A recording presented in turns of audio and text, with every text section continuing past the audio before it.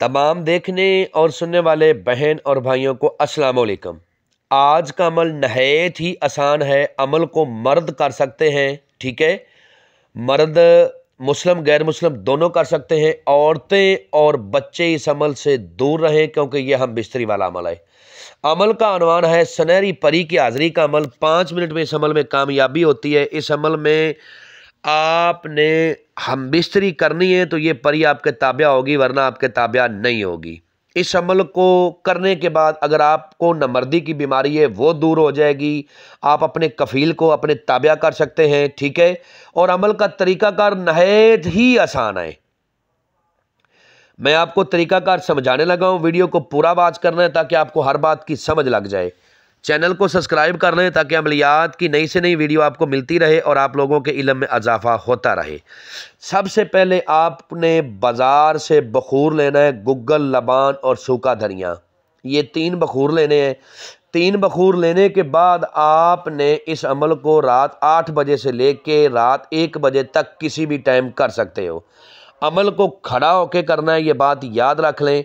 और अमल के वक्त जिन चीज़ों की आपको ज़रूरत है वो नोट कर लें। सबसे पहले आपको एक सफ़ेद कागज़ की ज़रूरत है जिसके ऊपर कोई लाइन ना हो, ठीक है।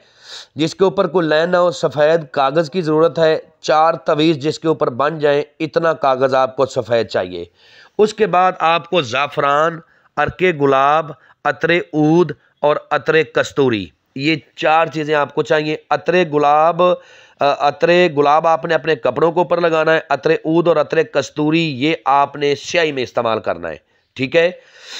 ज़ाफ़रान और अर्के गुलाब की आपने स्याही बना लेनी है, ठीक है। उनमें थोड़े थोड़े ये अतर ऐड कर देने हैं। ऐड करने दोनों अतरे ऊद और अतरे कस्तूरी ऐड करने के बाद आप लोगों को स्क्रीन के ऊपर एक तवीज़ नज़र आ रहा है। आपने इस तवीज़ को 4 अदद बनाना है, ठीक है।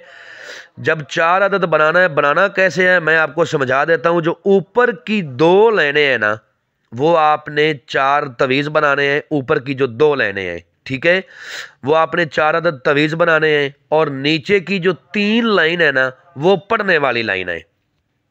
ऊपर की जो 2 लाइन है वो आपने चारों तवीज़ बना लेने हैं।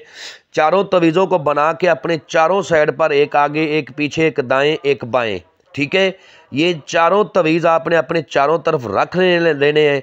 और खड़े होकर बिना आसार के, बिना डरे आपने जो नीचे की 3 लाइन है इनको पढ़ना है, इनका विर्द करना है, ठीक है।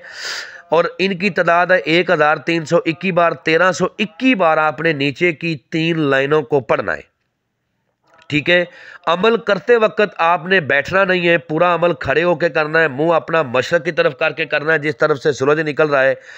और जब आपने इसकी तादाद को पूरा कर लेना है ना, तो आपने अपनी चारपाई पर जाके सो जाना है। जिस जगह आपने सोना है, चारपाई पर सो जाना है। और जिस जगह पर आपका बिस्तरा लगा हो, बिस्तरा साफ़ सुथरा होना चाहिए और उसको आपने अतरे गुलाब वगैरह अच्छी तरह लगा लेना है। जैसे ही आप अपनी चारपाई पर लेटोगे तो एक सुनहरी बालों वाली, जैसी आपको नींद आएगी, एक सुनहरी बालों वाली एक परी हाजिर होगी, इसलिए इसको सुनहरी परी कहते हैं। जैसे ही आएगी, अगर आप सोए हुए हैं तो ये आके आपको जगाएगी। जगाएगी कैसे कि ये आपके अंगूठे को पकड़ के हिलाएगी। ये ना हो कि जब आप नींद से उठो और इस सुनहरी परी को देखो तो आप शोरोगुल मचाना शुरू कर दो। नहीं, आपने शोरोगुल नहीं मचाना, बल्कि खुश हो जाना है कि मुझे अमल में कामयाबी हो गई है, मैं अमल में कामयाब हो गया हूँ। तो ये कहेगी कि मेरे मालिक मुझे बुलाने वाले, मैं आ गई हूँ, मेरे साथ हम बिस्तरी करो, ठीक है। अगर आपको नमर्दी की बीमारी है तो आपने कहना है कि मैं हम बिस्तरी करने के काबिल नहीं हूँ, पहले मुझे हम बिस्तरी करने के काबिल बनाओ, फिर मैं तुम्हारे साथ हम बिस्तरी कर सकता हूँ।